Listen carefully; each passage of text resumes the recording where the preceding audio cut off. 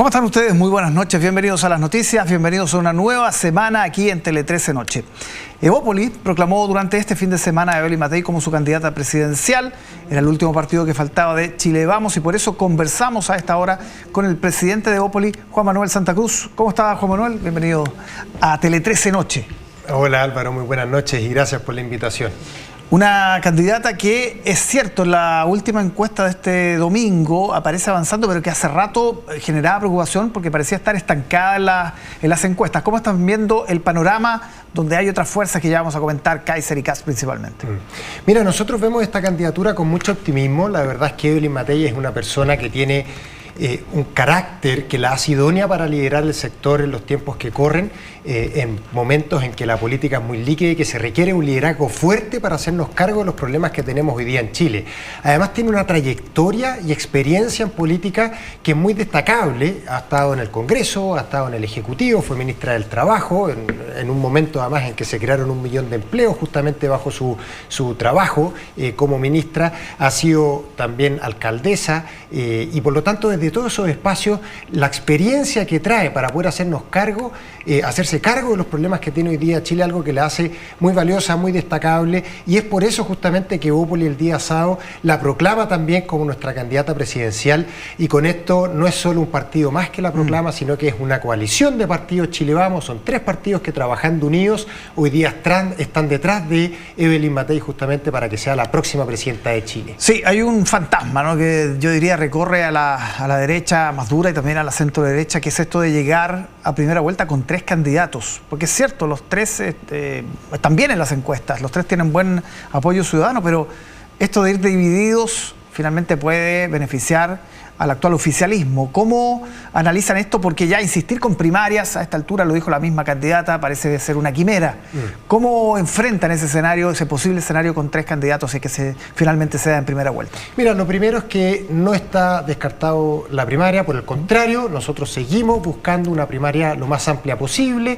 Eso creemos que es necesario porque quien sea que vaya a gobernar el próximo periodo presidencial va a requerir de una fuerza política importante en el Congreso que le permita hacerse cargo de la fragmentación que vemos hoy día, y finalmente es el único camino que hay para poder llevar a cabo las reformas que uno esté proponiendo. Por lo tanto, lo que hay detrás de ponerse de acuerdo en torno a un programa de gobierno tiene que ver justamente con comenzar con una primaria, y por eso es que insistimos en eso, y no están descartadas, todo lo contrario, estamos en activas conversaciones con el Partido Demócrata y quisiéramos también que ojalá Amarillo se pudieran sumar a esa primaria y por lo tanto mantener una primaria amplia. Ya, pero yo le hablo de republicanos, social cristiano. Bueno, si ellos no están disponibles a trabajar en pos de la unidad de Chile, allá ellos, pero nosotros vamos a seguir buscando la posibilidad de trabajar acá con todos quienes sientan que hoy día requiere el país un cambio y que la continuidad de este gobierno, ¿verdad?, no sea un gobierno del mismo color, sino que se necesita un cambio en el fondo en ese sentido, y por lo tanto estamos abiertos, y no solo abiertos, buscando justamente la unidad con personas que están hoy día en la oposición y que eso se materialice justamente en una primaria. ¿Y tiene sentido una primaria, por ejemplo, solo con Carter o con Jimena Rincón? ¿Tiene sentido esa primaria? Tiene sentido esa primaria porque la primaria es primero y por sobre todo un ejercicio de mostrarle a la ciudadanía cuáles son los ejes programáticos que uno tiene, cuáles son las ideas que uno trae y cómo pretende llevarlas a cabo, y lo que permite la primaria es contestar esas ideas, debatirlas con otras personas que puedan pensar distinto y eventualmente pulir esos mensajes, pulir esas propuestas, y eso solo robustece una candidatura. Por lo tanto, tiene sentido ir a una primaria, y por eso que nosotros somos de esa postura de que hay que insistir justamente en una primaria. Hablemos de Kaiser, un candidato que había venido creciendo bastante, ¿no?, durante el año. En la última no experimenta un crecimiento muy significativo, pero aparece ahí como, no sé si es el rival más duro en la interna. Yo no lo veo así. Vemos que es un fenómeno que emergió con mucha fuerza, producto de la polarización que vemos hoy día en el mundo y que tuvo su espejo o su demostración acá en Chile también. Ahora, Probablemente estamos viendo que se agotó su posibilidad de crecer, eso es lo que han demostrado las encuestas justamente el día de ayer, pero más importante que eso, de si es que sube o bajan las encuestas, lo que le falta a Kaiser es la ausencia de un equipo programático que permita o que demuestre que se puede hacer cargo de lo que está proponiendo. Entonces, más bien pareciera una candidatura que se construye sobre la base de algunos eslóganes que tienen penetración popular, sin duda, pero la gran pregunta es cómo eso se puede llevar a cabo, con quién va a llevar eso a cabo, con quién podría gobernar, y a nosotros al menos nos queda claro que las competencias para poder gobernar están hoy día en Chile Vamos. Esos son los partidos que han tenido experiencia en gobierno, esos son los partidos que llevan una larga historia en Chile haciéndose cargo justamente de las propuestas del sector, de cómo poder gobernar, y lo han demostrado además en los distintos gobiernos del presidente Piñera, y esa es justamente una de las fortalezas que tiene hoy día la candidatura de Evelyn Matei y que no tiene Kaiser. ¿Y Kast? ¿Ya fue? ¿Ya pasó su momento? Pareciera que ya fue. Además, Kast se tiene que hacer cargo de algo que, en mi opinión, es decididor en su caso, y que tiene que ver con que él ya demostró que no le puede ganar a la izquierda. Lo vimos así hace 3 años, él pasó a segunda vuelta, pero no tiene esa vocación de mayoría de incluir a otras fuerzas políticas detrás de él, y en consecuencia, de esa forma no puedes ganar la presidencial. A diferencia de Evelyn Matei, que vemos que hoy día en todos los escenarios es siempre quien le gana a la izquierda, y justamente eso responde a su vocación de mayoría, y lo mismo la vocación de mayoría que tiene Chile Vamos, de buscar que distintas fuerzas políticas se puedan poner detrás de un mismo proyecto para darle gobierno a Chile. Tiene un techo, Kast, el 44% de su segunda vuelta, Es un techo demostrado ya hace 3 años atrás. Ya, y Evelyn Matei no tiene ese techo. Evelyn Matei no tiene ese techo, participa de una coalición que ya ha gobernado antes, es más, participa de la coalición que luego de 50 años pudo llegar al poder, ¿verdad?, como sector, como fue justamente con el primer gobierno del presidente Piñera, que lo repitió 8 años después de eso, y por lo tanto esa es la fórmula en el fondo que hoy día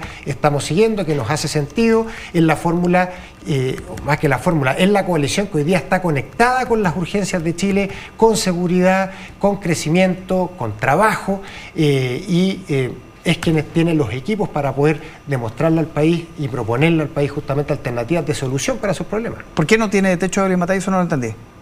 Porque viene de una coalición que tiene vocación de mayoría, en donde está buscando hoy día que todas las fuerzas políticas que están en la oposición se puedan unir detrás de su proyecto. Y de hecho, ya lo ha dicho José Antonio Kast, que en caso de no pasar a segunda vuelta, él sí votaría por Evelyn Matei, y eso nos habla justamente de que ella es capaz de unir a los distintos fuerzas políticas que están hoy día en la oposición, desde un José Antonio Kast, como con la declaración que ya le mencioné, a partidos como Demócratas, por ejemplo, con quienes estamos en conversación de poder ir a una primaria. Sí, hablemos de las listas parlamentarias. Ahí hay cierta resignación a que van a ser al menos 2 listas parlamentarias, o todavía puede ser una con republicanos, con los socialcristianos.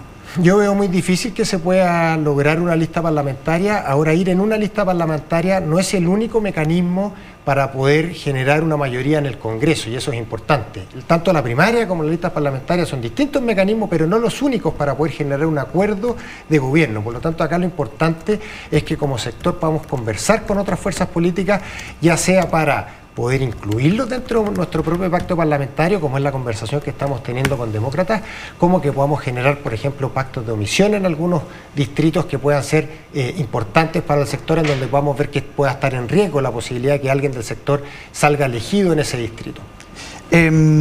¿Conviene eso? ¿Conviene ir en 2 listas parlamentarias? Los cálculos que se hacen, algunos dicen pueden tener más parlamentarios si van en 2 listas. ¿Es lo que ustedes también han calculado? En esto, Álvaro, depende mucho de los candidatos. Hoy día, en el trabajo en el que estamos en Chile Vamos, tiene que ver con tener listas competitivas, y para eso lo importante es tener a los mejores candidatos posibles. Lo otro es una consecuencia de lo primero. Lo más importante por lejos en esto son los candidatos. Claro, si uno hace solo el análisis ausente de nombres a partir de votaciones históricas, lo que conviene en el método de fondo que conviene en cualquiera de los sectores de siempre ir unidos. Pero si no se da esa posibilidad, hay otros mecanismos, como te decía antes, como por ejemplo pactos de omisión, que también permiten generar eficiencias electorales, y acá lo importante es poder estar disponible para tener esa conversación y que con eso en el fondo tengamos un buen Congreso para un próximo gobierno del sector. ¿Y la aspiración de Evópolis en ese escenario?